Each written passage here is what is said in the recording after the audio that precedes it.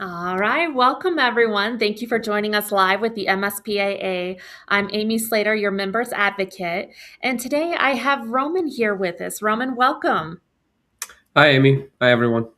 All right. So Roman, you have your guys' business called Cab, and I know this has a lot of the iCloud space and there's so much more that I don't know and the audience doesn't know. And we would love to hear a little bit of the history about how you've started, what you're doing, and what is Cab.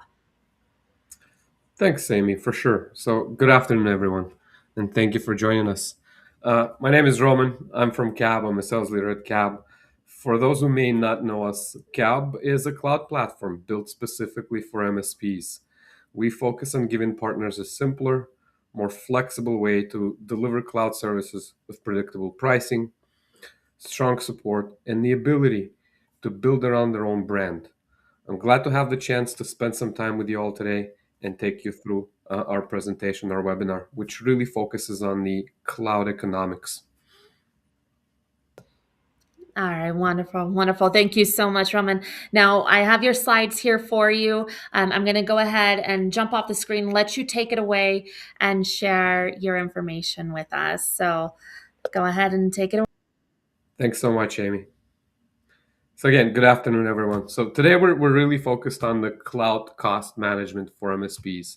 It's all about helping you regain control and protect your margins. So, I'll jump right into it.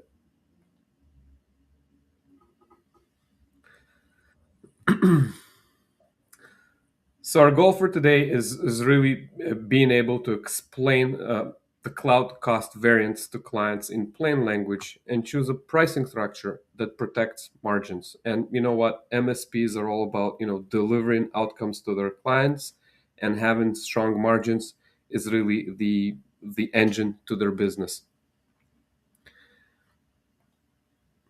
Now, before we begin, I would like to encourage everyone to write down your questions or comments during the presentation, and you can also drop them in chat and we'll answer them during the session or at the end. I've got my teammate sitting in the background, and if need be, he will stop me for some questions and we'll address those. Kevin, thanks for that. So, just right off the bat, we're gonna talk about some challenges that MSPs are dealing with today. I'd like you to use this moment to kind of start thinking about some of the pain points you want solved. And if I may, I'll ask a question right off the bat. Who is currently using cloud to provide virtual servers to their customers? And also, who is using global public cloud providers with the hyperscalers to deliver those services? AWS, GCP, or Azure? If you maybe could put up your hand, I won't necessarily see it, but Kevin will be able to keep track of it, and then we'll have that conversation. And by all means, speak up if you can, so we can have that conversation. But at the end of the day, this particular slide gets into the meat of the problem, gets really to the heart of the cloud economics for MSPs, which is unpredictable costs, pressure on margin, and the challenge of knowing what or not knowing of what to charge your clients. If these issues sound familiar, that's exactly the problem we want to solve. So if any of these boxes look familiar, you're in the right place. I'll quickly run through them. Unexpected hyperscaler bill spikes, traffic egress backup or snapshot surprises, difficulty explaining variance to your clients, pressure, and we've all seen this, to offer fixed pricing while protecting your margins. And obviously, the MSP not knowing really what to charge each client.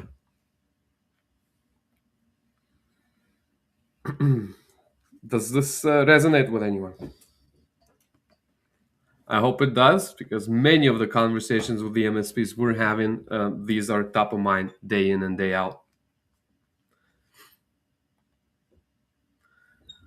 So nothing really changed, but your cloud bill always does. And why is it? Because it's not a mistake, it's really the model. So before we would get really deep into it, I'd like to get a real sense, a real check with the room.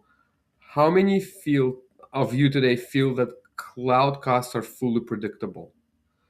And a follow up to that is, what's the hardest part today? Is it forecasting that cost, explaining the variance or the change to your client, or is it protecting your margins? Think about those questions.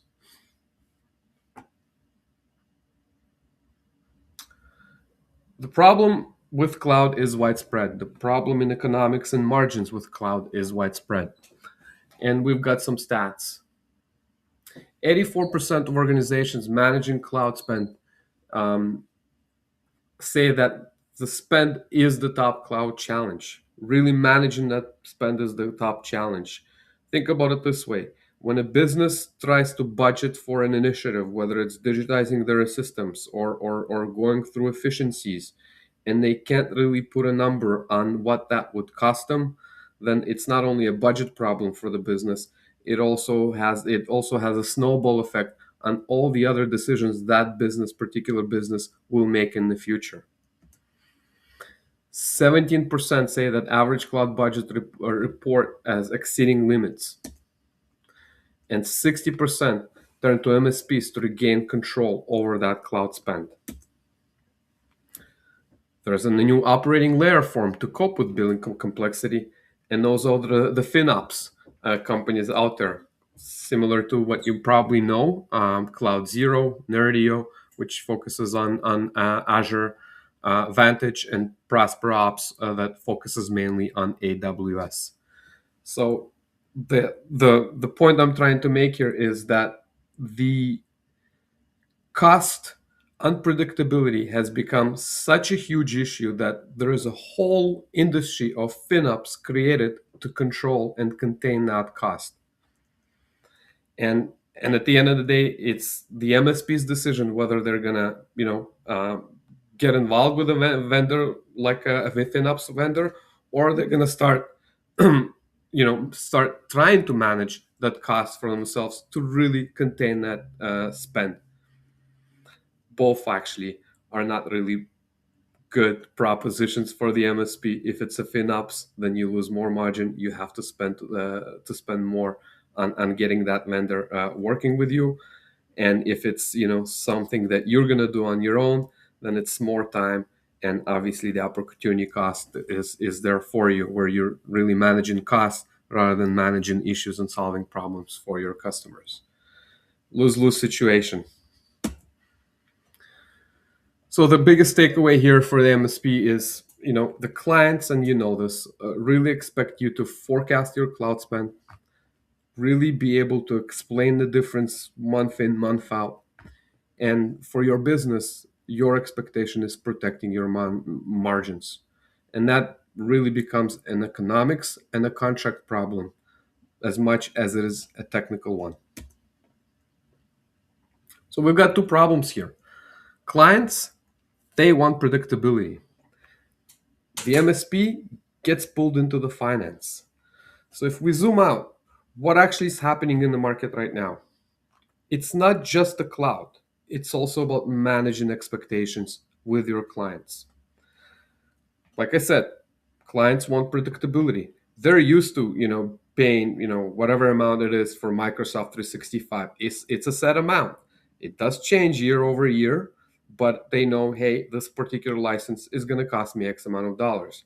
They know that if they get an internet line or a hybrid or a fiber line with the likes of AT&T or any other broadband provider, they'll know that line is going to cost them a certain amount of money.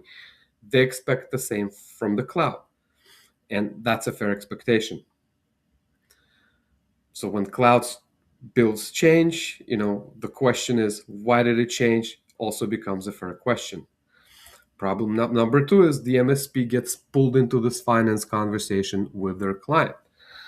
On one side, they are there to actually solve technical issues, but all of a sudden they're trying to also explain, hey, why do we have the bills go up? Why is there a variance in our bills month in and month out?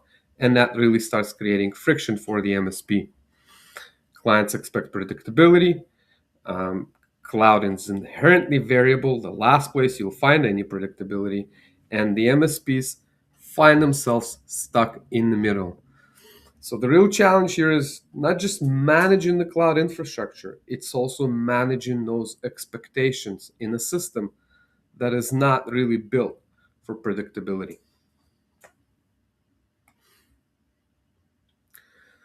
So why cloud bills do feel random? Well, it's not really random when you actually get into it. Usage, pricing, and timing create the illusion of randomness, but it's not that random. Usage, even small behavioral changes, more API calls, more traffic between services, can drive costs up without anyone noticing. Pricing, while infrastructure pricing most of the time remains stable, they still get updated constantly, new SKUs get introduced, and there are changes into how services are built. And timing. Timing is super important.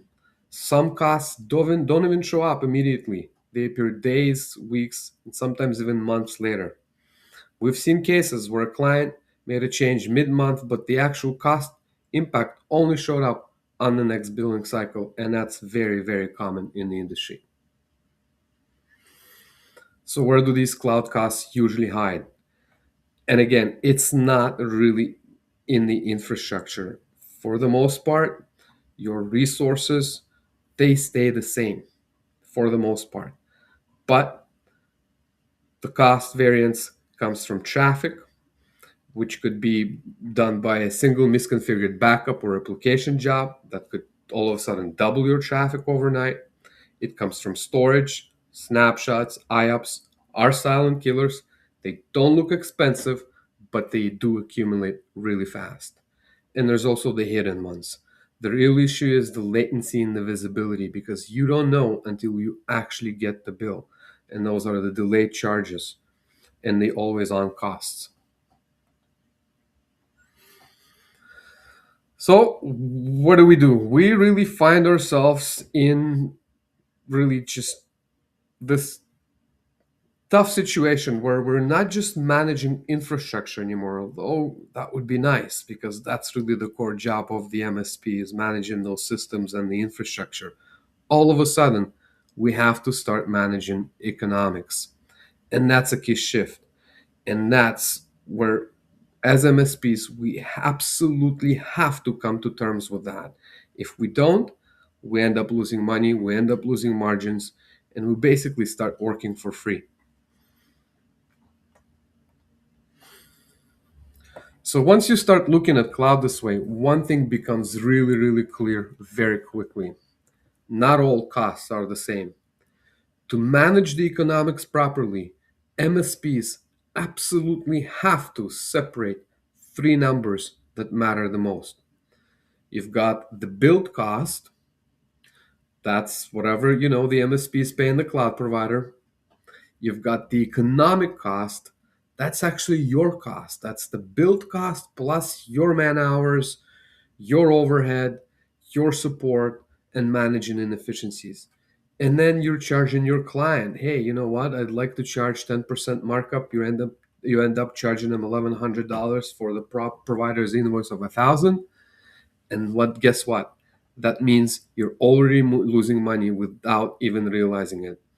Most MSPs think they have margin, but they're measuring the wrong numbers. So separating the three numbers is super important. If you don't, your markups, your margins, they disappear. So here, what we'd like to do is really just try to ground this as much as we can and get us from a point of chaos to a point of control as much as possible. So forecasting is super important. How do we take back control? Well, we use baseline, we use variable costs, we use shared resources, and we use a buffer. So baseline are the things that almost never change. That's the core infrastructure I talked about. That does change, but not on a month to month basis. Variable costs are those traffic bursts, the usage spikes. They do change month in and month out. And we absolutely have to understand our baseline costs versus our variable costs. Shared are the resources that are spread across multiple clients, and the buffer, that you absolutely have to keep in mind. And then obviously you decide how you're going to price it. And a great example would be, hey, if my baseline is $800, my variable is somewhere around 200, and I'd like to have a 15% buffer, then you know what? I'll add those up and I'll get to the 1150 price that I'm going to charge my client. So you're moving from that point of chaos where you don't really know what's going on month in, month out, to a point of getting a little bit of control and a little bit of margin protection.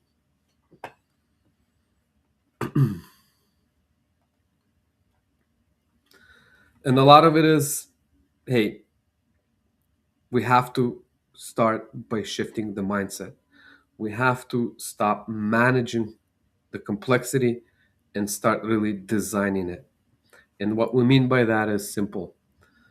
Think about it this: variance is the enemy, it's not the cost, it's really the variance.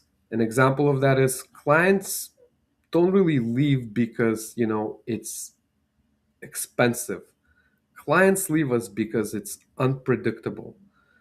And one of the easiest way to start managing that variance is by pooling, trying to pull some of those resources together between your clients, trying to pull some of that uh, traffic between clients. So instead of where you have a client that uses 8 terabytes of data month in, month out, or in and around that, and you've got a client that uses only two, maybe pull them together.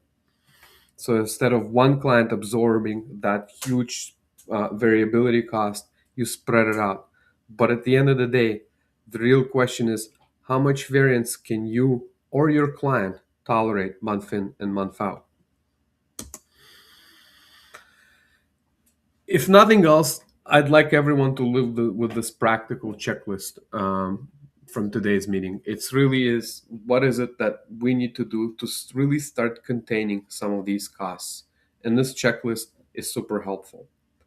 Separate the provider bill, the real cost, your cost after managing that infrastructure, as well as the client price. Really have those separate as separate buckets so you really know what is what. Then review your top 5 clients by spend. Define what is included in those bills in terms of traffic, in terms of storage, backup, and support. And then one of the more important pieces here is flag which workloads are fixed versus variable. That will give you probably the best indication on how to price it going forward, and will help you standardize those quote templates with a margin buffer. But it's not all. We started asking ourselves the question, what does predictability by design actually look like? And you know that traditional cloud providers, variable meters everywhere, hidden costs are everywhere, and reactive management. But also there is a predictable cloud. There's a cloud that offers simplified pricing. There's a cloud that offers transparent structure and built-in predictability. So what if pricing was predictable by design, with flat pricing, no hidden meters, and built for MSPs?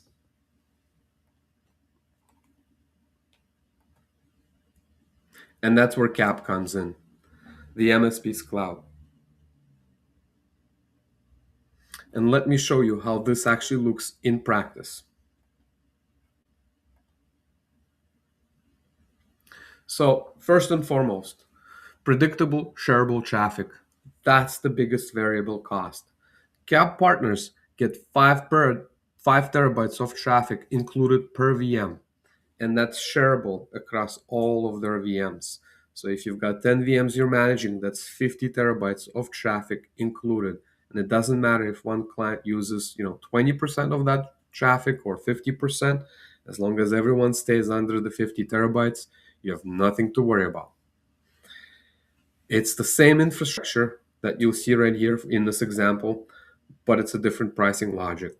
So what we've done is we've basically compared CAB to AWS, Azure, and GCP We have the same resources with CAB, AWS, Azure, and GCP with 4 vCPUs, 8 gigs of RAM, and 100 gigs of storage. We priced it out with zero traffic in and zero traffic out. As you can see here, it's $101 with CAB, 132 with AWS, 180 and some change with Azure, and GCP is pretty close to CAB at 101.82. And then we added a little bit of traffic, and that's line two. 500 gigs in, 500 out. Not a whole lot, you know it. CAB stays at 101. AWS, Azure, and GCP, they spike.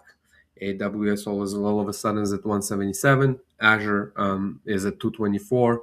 And GCP goes from 101 to 141.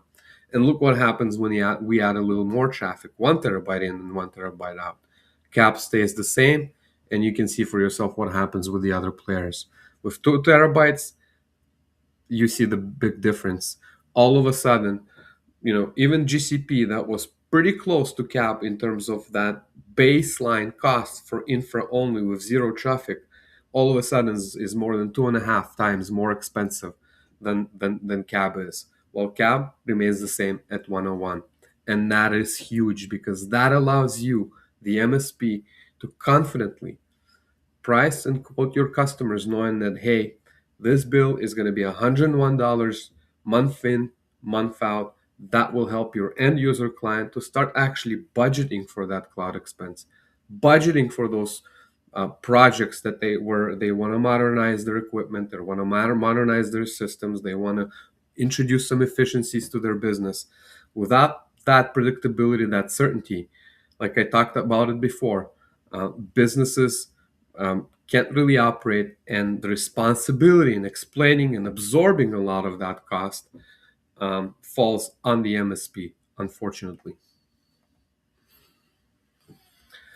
So higher margins, stronger profits. That's really what it looks like at the end of the day for CAP partners. While Azure, AWS, and Google Cloud, you'd get anywhere between 4 to 8% margins when reselling their cloud or managing their cloud at best.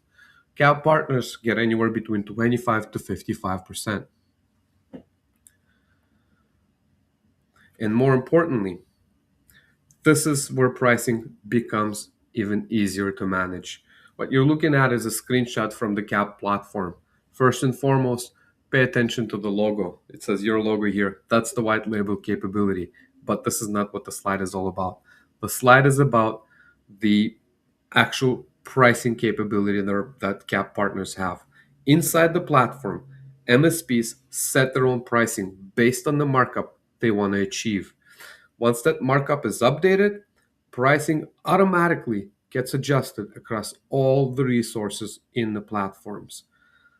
Means no recalculating, no manual recalculating, no updating line by line, and far less risk of inconsistency. It gives the MSP a simple way to protect margin, stay in control, and scale pricing with a lot more confidence. And this is a real billing example that I'm afraid everyone has seen and lived through and tried to explain to their customers. Virtual machines, premium SSD storage, EC2 compute, EBS storage. Those are the static costs for the most part. Those are the resources. And then you've got in yellow, you've got the highlighted rows of that variable cost. What this slide shows is that the biggest billing surprises are not the storage, not the compute, it's the variable aspect. And like we talked about it really comes from bandwidth out, it comes from backup traffic, data transfers, NAT processing, and so on. Those are the costs that client never expect because they're not easy to understand, they're not easy to upfront, and they are not easy to budget for. So when the client says, "Hey, why did my cloud bill jump?" Very often the answer is, "Well, it's not really the infrastructure that changed because that rarely changes. And when you do change, you kind of know what you're going to be paying for. It's really that variable cost that is super, super hard to predict.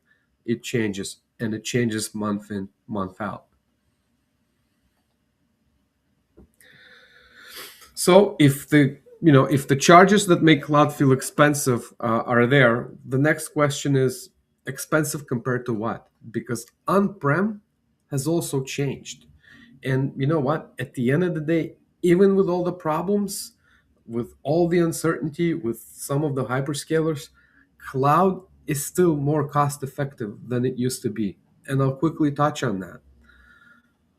Why is uh, on-prem got more expensive? It's the hardware refresh cycles. It's the hypervisor platform licensing. It's the support and renewal contracts. It's paying for spare capacity just in case. And you've seen it all. All of you have seen it over the last, probably couple of years. The cost of hardware have increased dramatically. Some by 2x, some by 3x, due to obvious global rise in memory demand in memory, as well as storage prices, and the hypervisor story that everyone is familiar with, the Broadcom acquisition of VMware, that increased, at best cases for a lot of partners, increased the cost by 2x. For the most part, we're being super conservative here, saying 5x. I've talked to partners that have seen those costs increase 6 and 7x, just the VMware licensing alone. And why is it that cloud still compares better now than before? Obviously, no upfront capex to recover, easier to align cost to real usage, faster to package and quote, better fit for margin design and pooling. And obviously, what's not on the slide is the ability to scale up and down at any point in time the business requirements change. So for many MSPs, the comparison is just not the cloud cost versus the server cost. It's really the cloud versus refresh, licensing, support, spare capacity, and man hours, obviously to include when you're doing that analysis. So we're kind of almost at the end here. If any of this resonated with you, scan the QR code. We've got an exclusive offer for the MSPA community up to $10,000 bill credit and a free migration with our team. We would love to talk to you.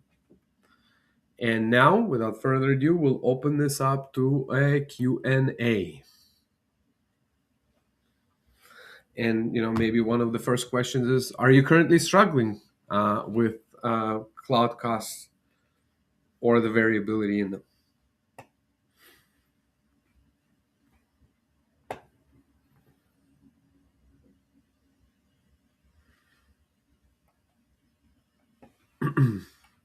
No, Amy, I can't see the Q&A here.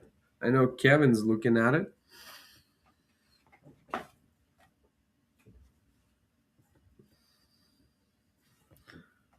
I don't see any questions. I actually got the window up right now. Anyone have any question? Amy, I can't hear you. Can you hear me now? Yes, I can. Much better. All right. So while we're allowing some people to come in to do any Q&A, I'm not seeing anything yet on my end, but I thought that I would ask you a question. Could you share an example of how CAB has helped a client improve operations or solve any major issues utilizing your guys' cloud-based services? So about a year and a half ago, we've Kevin, who's on the line here, Mm, he talked to an old partner of his from his previous role about the VMware licensing costs. That particular partner came to a hardware refresh cycle. That was really the point for them to start looking at refreshing their hardware. They were running their own cloud. They had a private cloud, mm, and they were looking at getting new equipment. Obviously, VMware licensing costs increased, so that sort of sparked the conversation as well.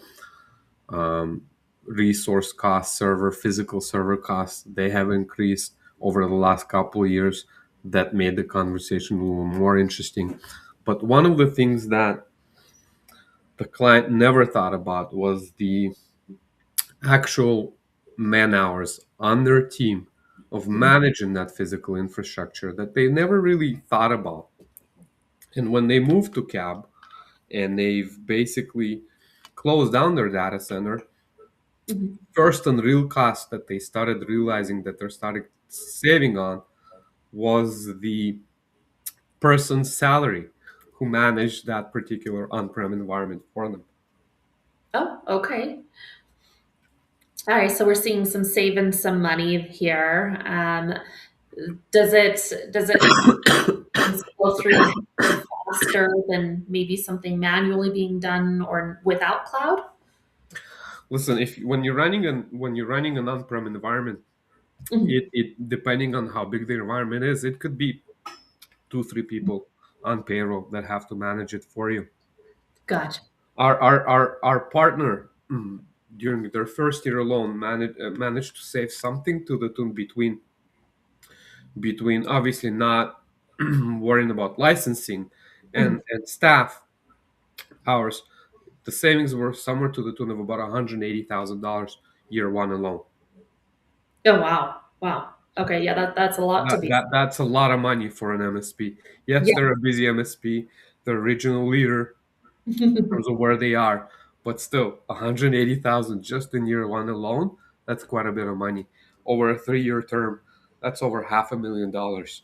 Wow. Wow. Okay. Yeah, and that speaks volumes, right? So, well, hopefully the MSPs listening here are seeing this value that they can, incorporate into their businesses and save some money. Absolutely. And when we're talking about cab versus the hyperscalers, the examples that I've brought during the webinar is yes, the hyperscalers pricing looks fairly similar, at least on the GCP side to cab. Mhm. But once you start looking at, traffic in, traffic out, the variable cost that you would see with the hyperscalers or really any other cloud provider, most cloud providers out there, Oh, and you don't see them with cab, that makes a huge difference. So, partners that we're talking to, mhm. yes, it's obvious to them and it's obvious to us that they will see savings of 30, 40, 50, 60%, that they can basically start allocating some of those savings to their clients and really, using some of those savings as their margins. But more Right. importantly, what they don't see a drop in is the performance. You have to understand that cab is, well, we're not a low cost provider. We are a provider that cares about MSPs. We made our cloud specifically designed to the MSP, and when it comes to performance, that's also an important factor to remember. You will get top notch performance, but Mm. you also get a partner in cab that actually knows about cloud economics and knows how to protect your margins. No, that's very important. So now we're talking about things that matter, not just the cost and the quality. One of the things that had been, a pretty big deal for a while, and many MSPs focus in with cybersecurity. So, what are some of the biggest cybersecurity concerns for businesses using cloud platforms? Well, I think a lot of the cybersecurity conversation as it relates to cloud was really around. Most of it was around, dating to old myths and legends around, hey, cloud is public, it's not secure, it's not this, it's not that. My on-prem environment is a lot more secure, but honestly the reality is quite the opposite. If you partner with a global cloud provider, be it cap or be it any other cloud provider in AWS or in Azure, there's a lot more security in place that you get rather than the servers in your storage in your server closet. So it's something that started years ago with the cloud. The notion that cloud is not secure and my server environment is, but the reality is it's actually the opposite.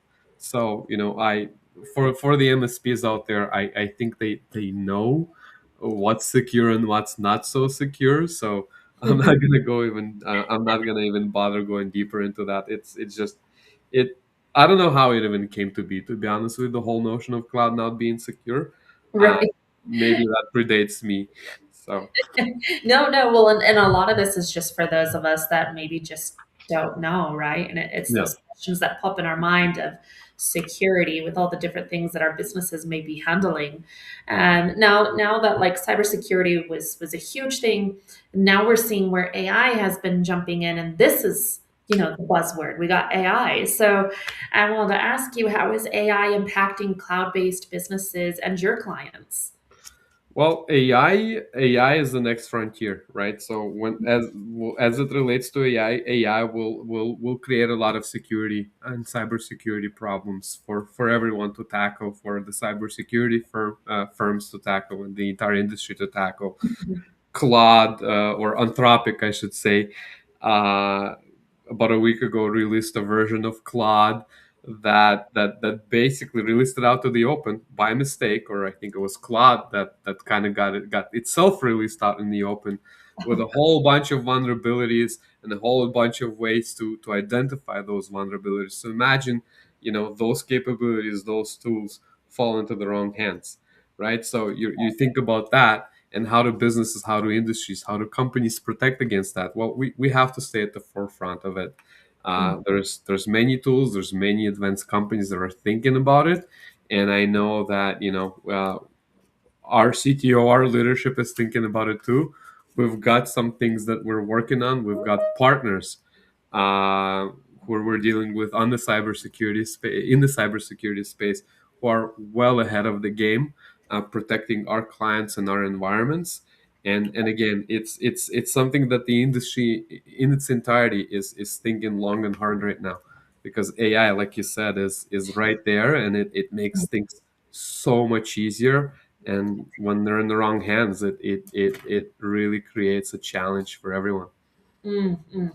No, agreed. Then you're diving back into the security around it. But has there been anything with AI that you can say working in your realm with cloud that has been very helpful and beneficial for any of your clients as of yet, or any projects that you guys are looking at implementing AI with your cloud that might be of interest to people? Nothing that I can share quite yet, Amy. Okay. We've got, hopefully we've got another webinar coming up this year, so and I'm hoping to share some more details then, but we'll keep that under wraps for now. But yes, we are Okay. working on multiple fronts, and just we'll just leave it at that.